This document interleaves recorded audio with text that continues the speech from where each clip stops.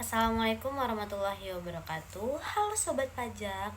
Nah, kali ini di video ini aku bakal ngejelasin materi tentang PPh pasal 24. Yuk kita simak materinya. Nah, teman-teman udah tahu belum apa itu PPh pasal 24? Hah? Hah? Hah? Jadi, PPh pasal 24 merupakan peraturan yang mengatur hak WP atau wajib pajak untuk memanfaatkan kredit pajak di luar negeri untuk mengurangi pajak terutang yang ada di Indonesia. Nah, jadi misalnya suatu badan atau orang pribadi nih mempunyai usaha di luar negeri dan juga mempunyai usaha di dalam negeri.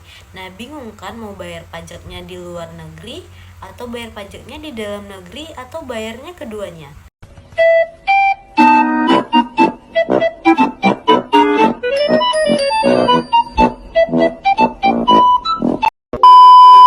Nah, untuk itulah PPh pasal 24 itu diberlakukan. Yuk kita simak materinya. Nah, jadi untuk subjek pajaknya itu sendiri adalah wajib pajak dalam negeri yang terutang dan memiliki penghasilan di dalam negeri maupun di luar negeri.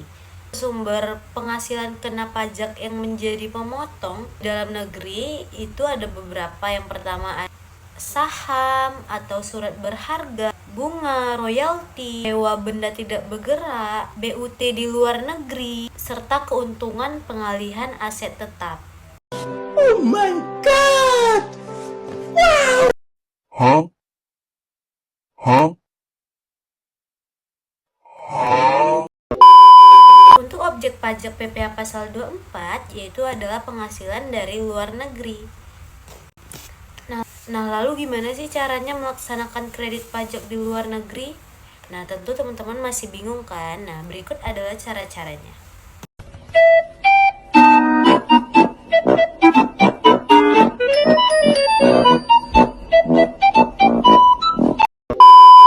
Yang pertama, wajib pajak itu wajib menyampaikan permohonan kepada Direktorat Jenderal Pajak dengan melampirkan 3 berkas. Yang pertama itu laporan keuangan dari penghasilan luar negeri, yang kedua ada surat pemberitahuan pajak dari penghasilan luar negeri, dan yang ketiga itu fotokopi pembayaran pajak di luar negeri.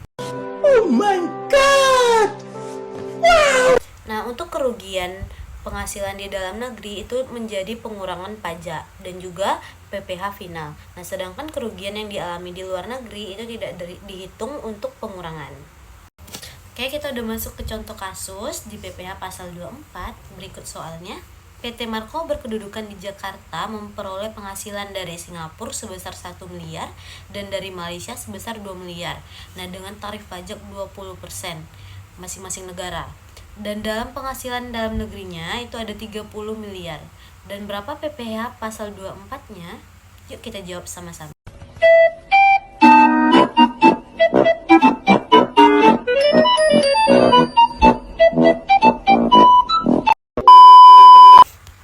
Nah, untuk mengetahui PPh pasal 24, yang pertama kita harus menjumlahkan dulu penghasilan dari dalam negeri, luar negeri, dan itu akan menjadi penghasilan neto. Negeri itu ada 30 miliar, ditambah Singapura 1 miliar, ditambah Malaysia 2 miliar. Nah, jadi penghasilan netonya itu ada 33 miliar.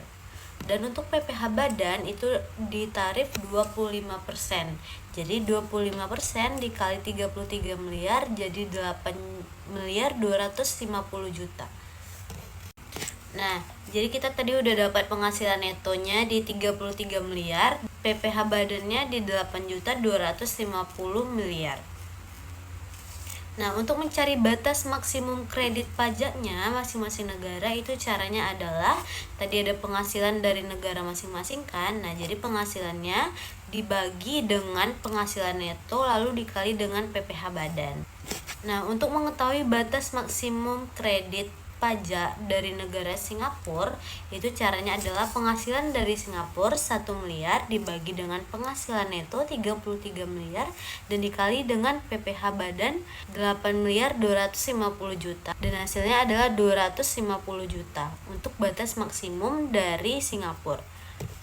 Sama juga caranya untuk batas maksimum dari kredit pajak Malaysia juga sama, yaitu nih penghasilan dari Malaysia dibagi dengan penghasilan neto dikali dengan pajak PPh badan dan dapat 500 juta.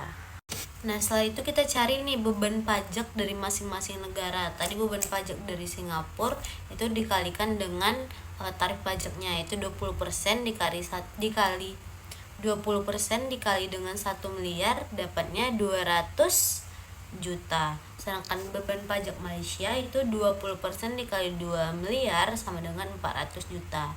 Nah, kita pilih nih mana yang paling kecil antara batas maksimum kreditnya dengan beban pajaknya.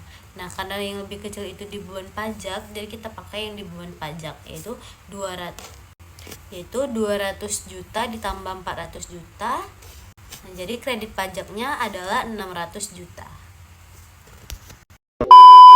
Sekian penjelasan materi PPh pasal 24 dari aku. Semoga apa yang aku sampaikan dapat mengerti dan dapat teman-teman pahami. Mungkin sekian. Wassalamualaikum warahmatullahi wabarakatuh.